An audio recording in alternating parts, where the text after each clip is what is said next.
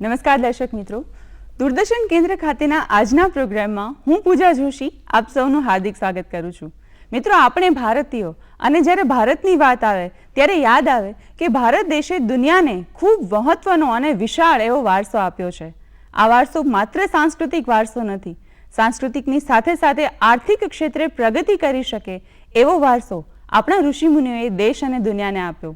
શૂન્યની શોધ ભારતે કરી, એની સાથે સાથે અમુક એવી ખૂબ અગત્યની શોધો છે જેના થકી આજે દુનિયા વિકાસ કરી રહી છે. અને એ ઘણી બધી શોધોમાંની ઘણી બધી મહત્વની શોધોમાંની એક એટલે આયુર્વેદ શાસ્ત્ર. કહેવાય છે કે આયુર્વેદનો ઇતિહાસ ખૂબ વિશાળ અને ખૂબ પુરાણો છે. આપણા વેદો અને ઉપનિષદોમાં પણ આયુર્વેદનું વિશાળ ફલક પર વર્ણન કરવામાં આવ્યું છે. તો આજે અમે પણ કંઈક એવા જ વિષય સાથે ઉપસ્થિત થયા છીએ કે આપણો વારસો એવું આયુર્વેદ શાસ્ત્ર જ્યારે આપણી પાસે છે ત્યારે આયુર્વેદ થકી પોતાના કારકિર્દીના વિકાસમાં કઈ રીતે એ આયુર્વેદ શાસ્ત્ર મદદરૂપ થઈ શકે એવો વિષય અમે લઈને ઉપસ્થિત રહ્યા છીએ. અને આજનો આપણો વિષય છે આયુર્વેદ ફાર્મસી, એક સુગમ્ય વર્તમાનથી એક ઉજ્જવળ ભવિષ્ય તરફની પહેલ. આયુર્વેદ ફાર્મસી વિષય ઉપર આ વિષય શું છે અને આ ક્ષેત્રમાં કેવી કેવી કારકિર્દીની તકો રહેલી છે એ વિષય પર ચર્ચા કરવા આજે સ્ટુડિયોમાં આપણી વચ્ચે ઉપસ્થિત છે વૈદ્ય શ્રી જોબન મોઢા સાહેબ, કે જેઓ જામનગર ખાતે ITRA ફાર્મસી ખાતે ડેપ્યુટી ડાયરેક્ટર તરીકેની કામગીરી ભજવી રહ્યા છે. મળીએ એમને અને જાણીએ કે ખરેખર આયુર્વેદ ફાર્મસી શું છે. સાહેબ, આપનું સ્વાગત છે અમારા સ્ટુડિયોમાં. તો સૌથી પહેલો અને મહત્વનો પ્રશ્ન, આજનો આપણો જે મુખ્ય વિષય છે કે આયુર્વેદ ફાર્મસી, તો અમને જરા જણાવો કે આયુર્વેદ ફાર્મસી એટલે શું? આમ જુઓ તો આ વિષય એકદમ નવો છે અને એક રીતે જોઈએ તો કદાચ 10,000 વર્ષથી જૂનો વિષય છે. જૂના જમાનામાં એવું હતું કે વૈદ્યો બધા પોતાની ઔષધિઓ સવારે બ્રાહ્મ મુહૂર્તમાં ઉઠે, 4 વાગ્યામાં ઉઠીને નજીકના ખેતરમાં કે એવી રીતે જે રો મટીરિયલ પોતે પ્રોક્યોર કરી પોતાની મેડિસિન્સ જાતે બનાવતા. પણ છેલ્લા 100 વર્ષમાં આખો સિનારીઓ ચેન્જ થયો છે. વર્લ્ડ હેલ્થનો આખો સિનારીઓ ચેન્જ થયો છે. હવે વૈદ્યો પાસે દવા બનાવવાનો સમય નથી, અથવા તો ઘણી બધી ઔષધિઓ એવી છે કે જે લોકલી અવેલેબલ નથી હોતી. તો પછી એનો એક રસ્તો એવો નીકળ્યો છે કે છેલ્લા 100 વર્ષમાં આયુર્વેદિક ફાર્મસીનું ક્ષેત્ર ધીમે ધીમે પ્રગતિના પથે છે. એટલે હવે એક નવા જ એક વિકલ્પની જરૂર પડી છે આયુર્વેદ ફાર્માસિસ્ટની.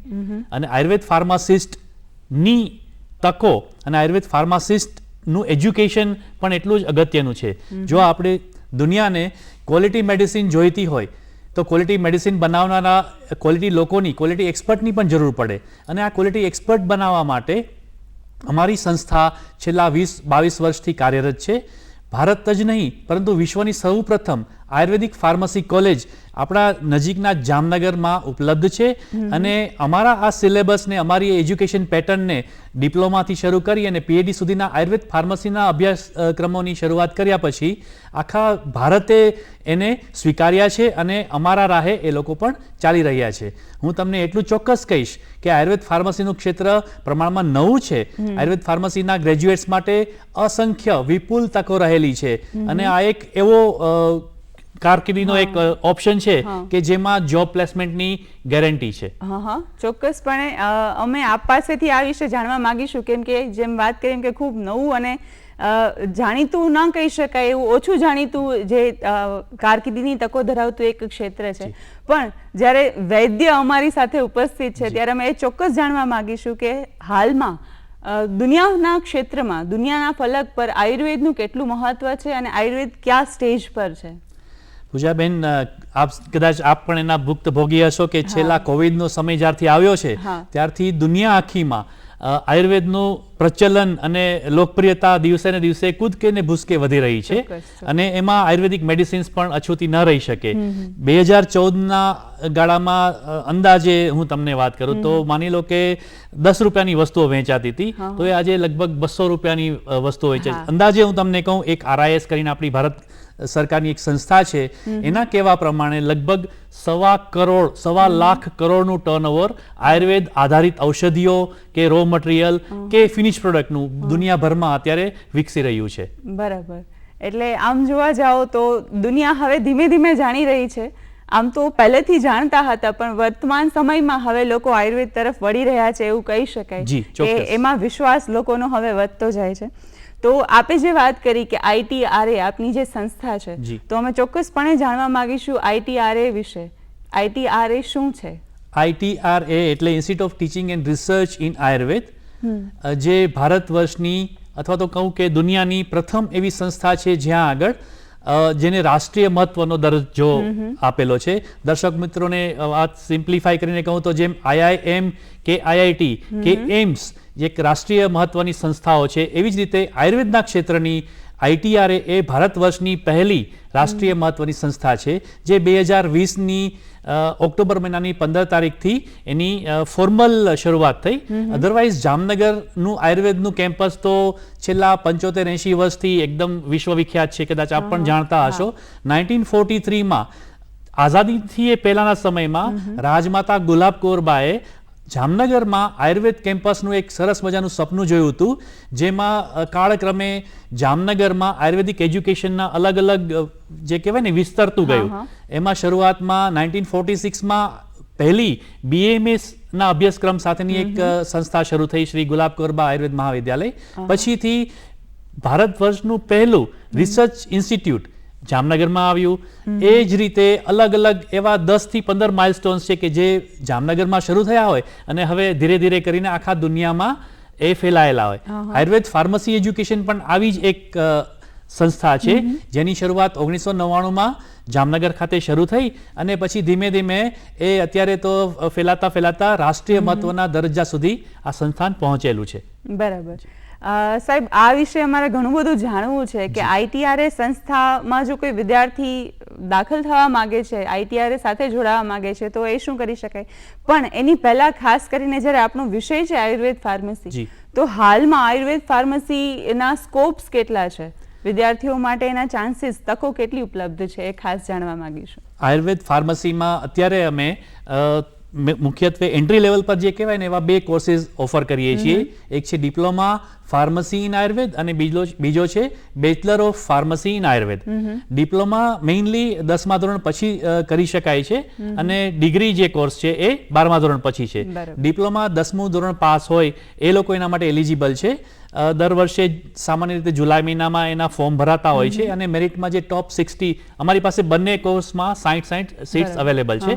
એટલે જે મેરિટમાં જેના પહેલા 60માં નંબર આવે, ઓફકોર્સ સરકારી નિયમો પ્રમાણે જે અનામતના જે નિયમો છે એને આધીન, તો એ પ્રમાણે ટોપ 60 લોકોને એમાં એડમિશન મળે ડિપ્લોમામાં 10મા ધોરણ પછી અને ડિગ્રીમાં 12મા ધોરણ પછી. અચ્છા, 12મા ધોરણ પછી ખરું, પરંતુ A અથવા B ગ્રુપ સાયન્સ ફેકલ્ટીમાંથી હોવું ફરજિયાત છે. બરાબર.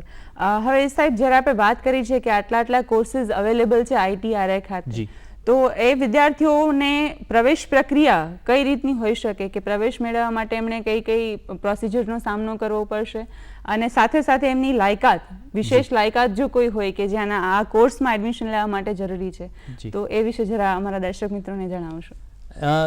જેમ મેં આપને કહ્યું કે 10મા ધોરણ પછીથી આપણે ડિપ્લોમા ઇન ફાર્મસી D.Pharm આયુર્વેદમાં એડમિશન લઈ શકાય છે અને ડિગ્રી માટે A અથવા B ગ્રુપ અથવા AB ગ્રુપ, જે ગુજરાતમાં 3 પ્રકારના કોર્સિસ છે. ઓફકોર્સ આમાં કોઈ ગુજરાતનું કે એવું કોઈ રિઝર્વેશન નથી. આખા ભારતભરમાંથી લોકો આ કોર્સિસ કરવા માટે આવે છે અને કમથી કમ 50% 12મા ધોરણ વિજ્ઞાન પ્રવાહમાં હોય એ આવશ્યક છે. એ ઉપરાંત જે જામનગર ITRA માંથી જે લોકોએ ડિપ્લોમા કોર્સ કરેલો છે એના માટે એક્સક્લુઝિવ 10% સીટ્સ રિઝર્વ કરેલી છે.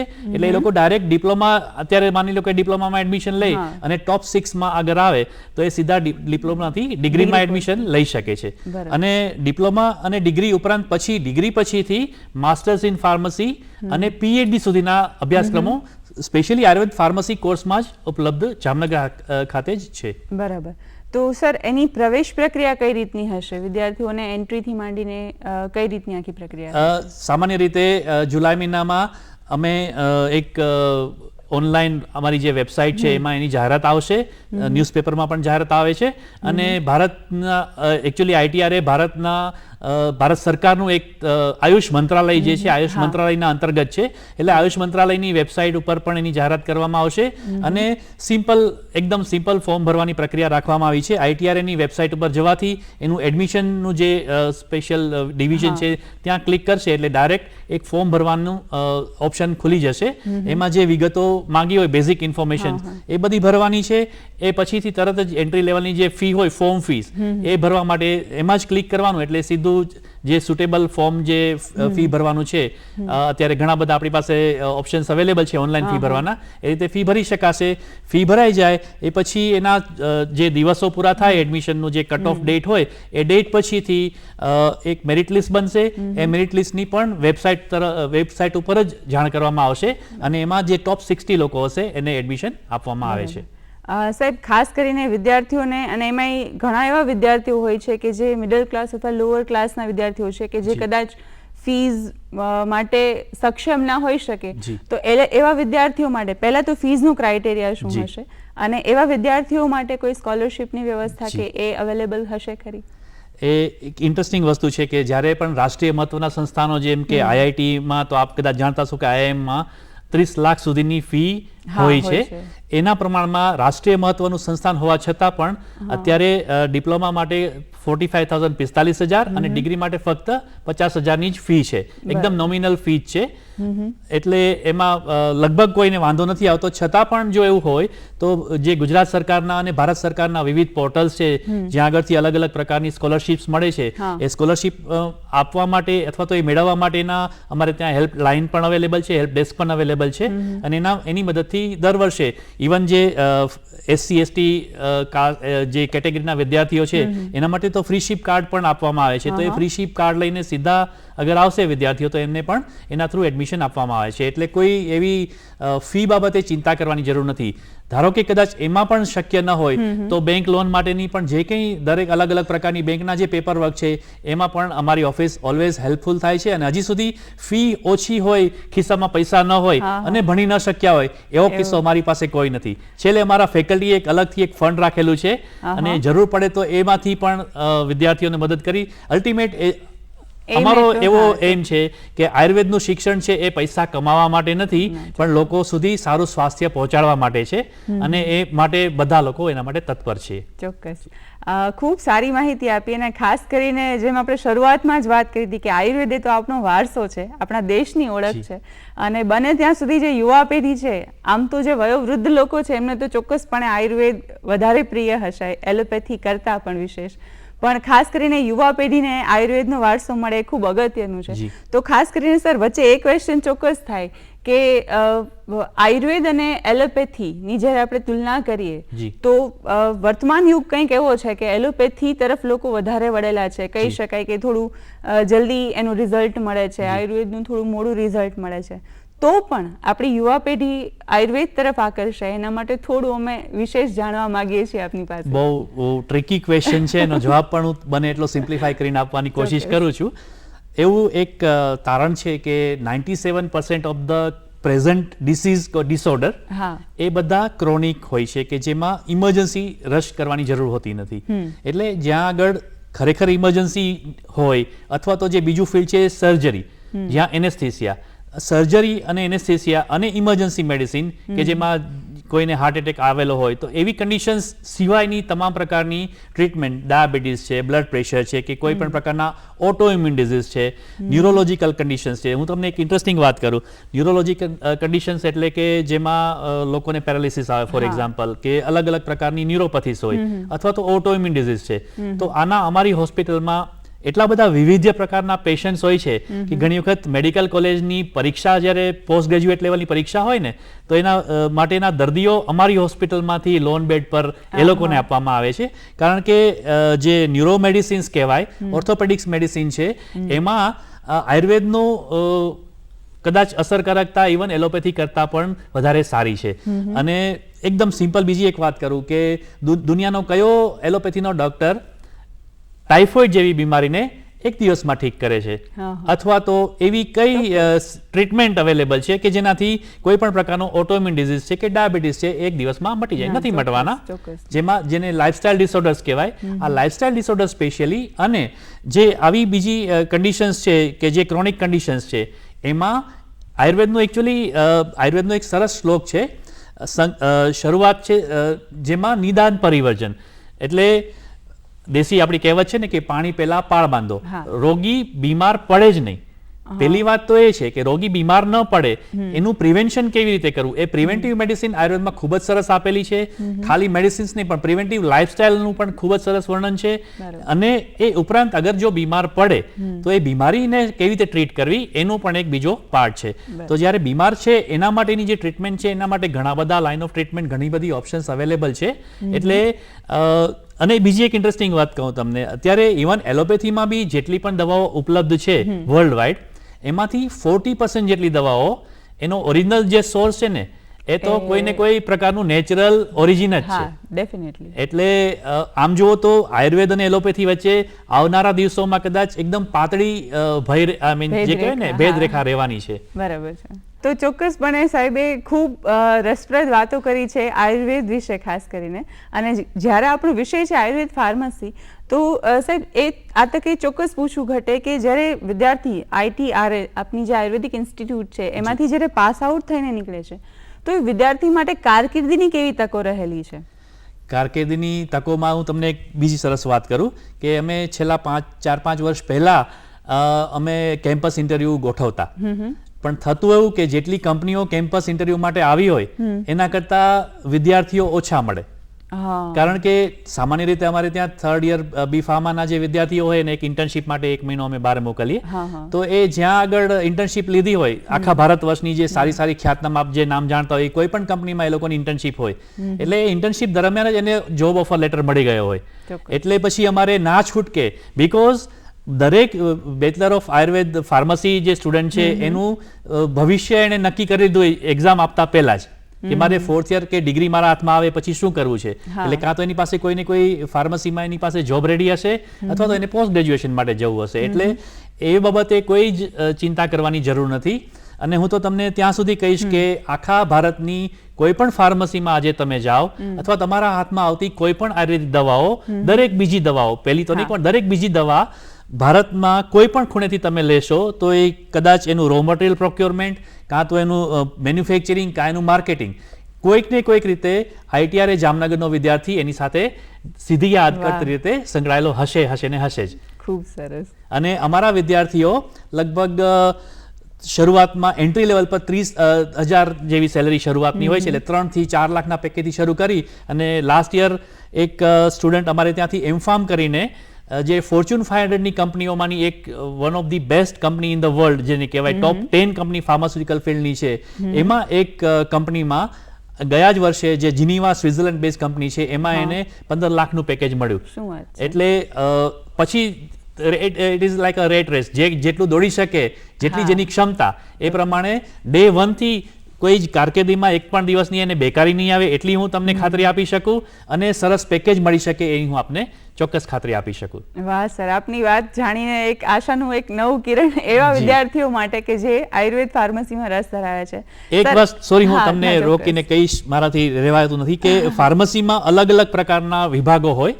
રો મટીરિયલ પ્રોક્યોરમેન્ટ છે, મેન્યુફેક્ચરિંગ છે, રિસર્ચ એન્ડ ડેવલપમેન્ટ છે, ક્વોલિટી કંટ્રોલ છે, આ અલગ અલગ પ્રકારના વિભાગોમાં તો ખરા જ, પરંતુ એ ઉપરાંત ભારત સરકારની જ લગભગ 12 જેટલી સંસ્થાઓ છે અત્યારે જે નેશનલ ઇન્સ્ટિટ્યૂટ્સ કહેવાય. એ બધી જ નેશનલ ઇન્સ્ટિટ્યૂટમાં અમારા વિદ્યાર્થીઓ એઝ અ ફાર્માસિસ્ટ અથવા તો લેબોરેટરી એક્સપર્ટ તરીકે અથવા તો ફોર્મ્યુલેશન ડેવલપમેન્ટના ઓફિસર તરીકે એક IMPCL કરીને ભારત સરકારનું જે પોતાનું એક સ્વાયત્ત સંસ્થાન છે, તો એના પ્રોડક્શન મેનેજર તરીકે આવી અલગ અલગ પ્રકારની દરેક ભારતભરના લગભગ દરેક પ્રકારના સરકારી હોસ્પિટલ્સમાં અમારા વિદ્યાર્થીઓ સેવા આપે છે. એ ઉપરાંત ડ્રગ ઇન્સ્પેક્ટર અથવા તો FDA જેને કહેવાય ફૂડ એન્ડ ડ્રગ ડિપાર્ટમેન્ટ, એના એડમિનિસ્ટ્રેશનમાં અત્યારે ગુજરાતના ફૂડ એડમિનિસ્ટ્રેશનમાં અમારે ત્યાંથી ભણેલા વિદ્યાર્થીઓ જ આખું તંત્ર ચલાવતા હોય એવું ગૌરવથી કહી શકું આપને. વાહ, ખૂબ સારી વાત છે. તો જો પ્લેસમેન્ટની સાથે સાથે આમ તો કહી શકાય કે જો વિદ્યાર્થીને સ્ટાર્ટઅપ માટે પણ કરવું છે તો એના માટે પણ ઘણી બધી તકો ચોક્કસપણે ઉપલબ્ધ છે. આમ તો ઘણું બધું જાણવું છે આપની પાસેથી, પણ જી. કારણ કે આપણી પાસે સમય મર્યાદિત છે, તો આપની પાસેથી એક ખાસ જાણવું છે અમારે કે અમે સાંભળવા મળ્યું છે એ પ્રમાણે કે WHO દ્વારા એક સેન્ટર શરૂ કરવામાં આવ્યું છે ITRA ખાતે, કે જેનું નામ છે global centre for traditional medicine. જી. તો એ વિશે થોડી સંક્ષિપ્ત માહિતી અમારા દર્શક મિત્રોને ચોક્કસપણે આપશો. આ આપણા દરેક ગુજરાતી માટે એક ગૌરવની વાત છે કે global centre of traditional medicine એ જેવી રીતે WHO જીનીવા વિખ્યાત છે, વિશ્વ વિખ્યાત છે, આવતા 10 વર્ષમાં WHO GCTM જામનગર એટલું જ વિશ્વવિખ્યાત થવાનું છે. અને આખા ભારતની આયુર્વેદ જ નહીં અથવા તો યુનાની કે સિદ્ધા જ નહીં, પરંતુ આખી દુનિયાની 136 થી વધારે પ્રકારની જે ટ્રેડિશનલ સિસ્ટમ ઓફ મેડિસિન છે એના ડેટા કલેક્શન, એનાલિસિસ અને રિસર્ચ આ બધું જ કામ જામનગરમાં થશે. અને આખા વિશ્વના લોકો જામનગરમાં આવી અને આખા જે નેચરલ રિસોર્સિસ દવાઓના છે એ બાબતે ત્યાં આગળ રિસર્ચ કરશે અને દુનિયા આખીમાં આયુર્વેદની સુવાસ ફેલાવશે. શું વાત છે!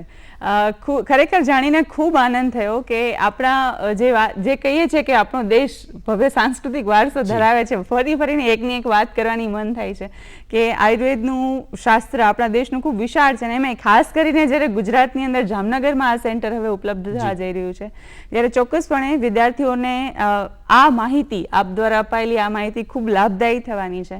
અને દર્શક મિત્રો, ખાસ કરીને આપને કહેવાનું કે અમારી આ એક નાનકડી અમથી અમારો એક પ્રયત્ન હતો કે કોઈ ક્ષેત્રની અંદર જો તમારે ઉજ્જવળ કારકિર્દી બનાવવી છે તો, અને સાથે સાથે તમારે તમારા દેશની માટી સાથે જોડાયેલું રહેવું છે, તો આયુર્વેદ ફાર્મસી એના માટેનો એક ખૂબ સારો ઓપ્શન છે. એનું વર્તમાન તો ખૂબ ઉજ્જવળ છે જ, પણ સાથે સાથે ભવિષ્યની પણ વિશાળ તકો રહેલી છે. જેમ મોઢા સાહેબે આપણને વાત કરી છે કે આયુર્વેદ ફાર્મસીની ક્ષેત્રે આપ ખૂબ વિશાળ ફલક ઉપર કામ કરી શકો એમ છો, અને આર્થિક રીતે પણ આપ ખૂબ પ્રગતિ સાધી શકો એમ છો. તો ચોક્કસપણે આપ સૌને આ તકે એટલું જ કહેવાનું કે સાહેબ દ્વારા અપાયેલી આ તમામ માહિતીનો ઉપયોગ કરશો અને આયુર્વેદ ફાર્મસી ક્ષેત્રે જે તકો રહેલી છે એ તકનો લાભ લઈ અને આપ પણ એક ઉજ્જવળ કારકિર્દી બનાવો, એવી જ અમારી સૌની અપેક્ષા છે આપ સૌ પાસેથી. સાહેબ, આપે પણ અમને ખૂબ સારી માહિતી આપી, ઘણું બધું જાણવાનું રહી ગયું, પણ ચોક્કસપણે ફરી એક વખત આ તક અમે લઈશું આપની પાસેથી જાણવા માટે. આપે ખૂબ સારી માહિતી આપી એ બદલ આપનો પણ ખૂબ ખૂબ આભાર sir. Thank you so much. આ બાબતે કંઈ જ વધારે માહિતી જોઈતી હોય તો આપ અમારી સંસ્થાની વેબસાઇટ www.itra.ac.in પર જઈને વિગતો મેળવી શકશો. Thank you so much sir. જય ભારત.